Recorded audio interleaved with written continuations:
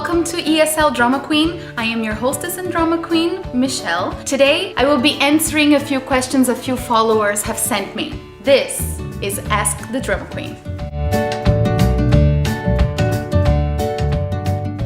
First of all, thank you so much for all the questions, comments, suggestions, all the support we've been having lately. This is amazing and I'm really thankful. So let's take a look at some of the questions you sent me. The very first question was sent by Thais Avila and she asked, how drama games work? Well, you can use drama games to access all channels of perception, kinesthetic and emotional included. They are usually left behind. By, tackling all of these different channels at the same time, it actually can help the learning process happen faster and easier. When students are proposed only rational activities to notice, analyze, and practice language, then the information they are being exposed to go through all these kinds of filters before it is actually acquired. So it could take a little longer for students to learn. This usually happens with adults. Adults are very rational. They want to analyze everything. The rational part is where all of our cultural values and filters are. So it has to go through all of that, and they can halt learning from happening depending on which filter is triggered during class. In short, you could totally use only rational activities inside your classroom. However, it could take students a little longer to acquire some of the information. By using kinesthetic and emotional approaches in class, you can actually kind of dodge these filters and then you can learn in a smoother, faster way. So this is basically how the drama games work in class. They are a tool to facilitate language learning. It's not the only way people learn, but it's another possibility, and it's nice to have other tricks up our sleeves sometimes in the classroom. So drama games is one of them. The next question was actually mentioned by 3 followers, so it's a very popular one. Mayara asked how the teachers can get all students participating in class because some may not be as comfortable taking part in the games as others. Ingrid asked how to include introspective students and make them feel at ease. And then finally, Vanya asked, how can the teacher overcome students' resistance in participate in game-like activities? I believe that these issues regarding participation and enjoyment can be avoided with 3 steps. 1. Plan classes for the group you have, not the group you would like to have. If you feel like your students have some kind of barriers regarding cultural patterns and interaction patterns or something like that, then it's probably a good idea to avoid these kinds of activities. Not avoid games altogether, but just games that maybe can interfere with their culture and their values. So bear that in mind, it's really important. There is a plethora of games that caters to every need, so you can surely find games for each and every class you have. You just have to sometimes adapt so that they are not that scared at first. So be very careful when picking the games that you're going to propose in class so that the students don't feel threatened. 2. Gradually elevate the levels of interaction. If they've never seen drama games in their lives, try to start with games that can be played sitting down or in which they're gonna have to interact with only one partner at a time and that they will not be observed individually. So they'll be doing things in group at all times so they don't feel judged.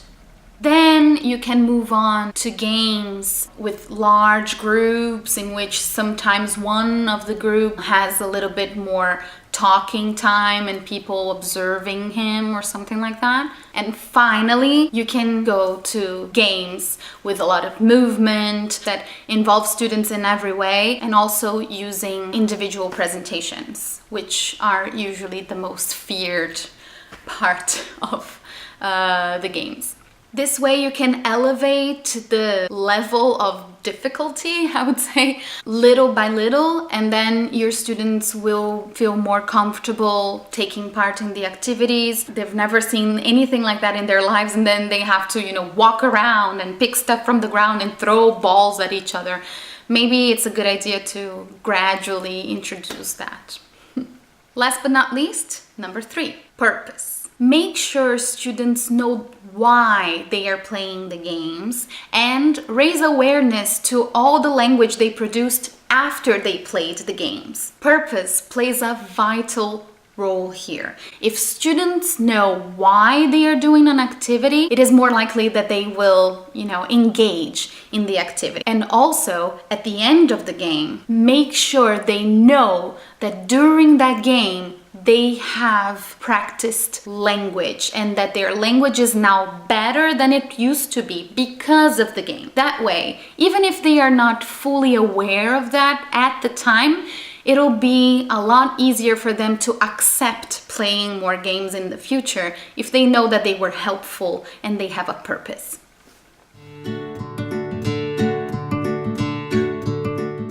The next question was asked by Camila Visconti.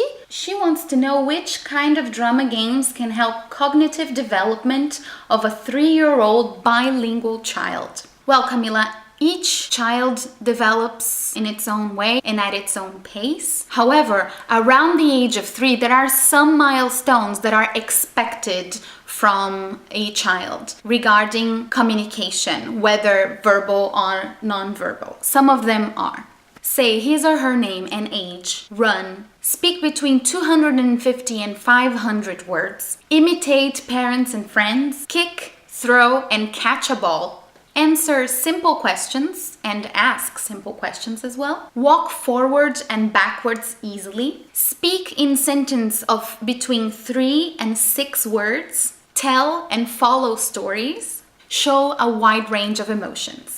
That being said, any drama game that involves object throwing, walking around, expressing feelings towards something, following and telling stories, and any kind of oral production up to 5 or 6 words at a time is a very good idea to play with your 3-year-old bilingual child. And since this question is very specific about bilingual children, I would also suggest that you can play each game twice using both languages. So you can play once using the first language and the second time using the second language that the child is used to speaking or has in his or her environment. If you want more information about young learners, I strongly recommend you take a look at Herbert Puchta's work. His website is right here. You can check that out. It's pretty cool. We're already down to our last question, and today's last question comes from Anna Latrova, and she wants to know how to use drama games with private one-to-one students. Well, Anna, I can see why you asked that. Drama games are widely known as group games, but don't worry, it is possible to adapt some into one-on-one classes. I have to admit, not all of the games can be adapted, but there's a large number of games that can be. Well, here are a few suggestions that you can find here on ESLDramaQueen.com. So you can use these, for example, vocabulary box, paper balls, but then you would either throw all the balls at your student or you can throw back and forth at each other, no problem. Word sneak, heads up, wordganize. If you, instead of proposing people to move around, if you put the words in objects or dolls or anything like that.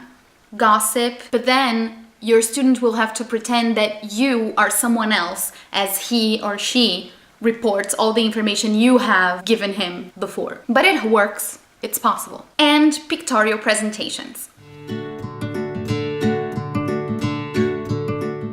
Well, I hope I could answer your questions and I hope I could help a little. And I look forward to the next Ask the Drama Queen. Don't forget to follow us on Facebook, on facebook.com/ESLDramaQueen, and Twitter on twitter.com/ ESL Drama Queen. And feel free to send comments, suggestions, critiques, and questions anytime. See you the next time and have fun with the games.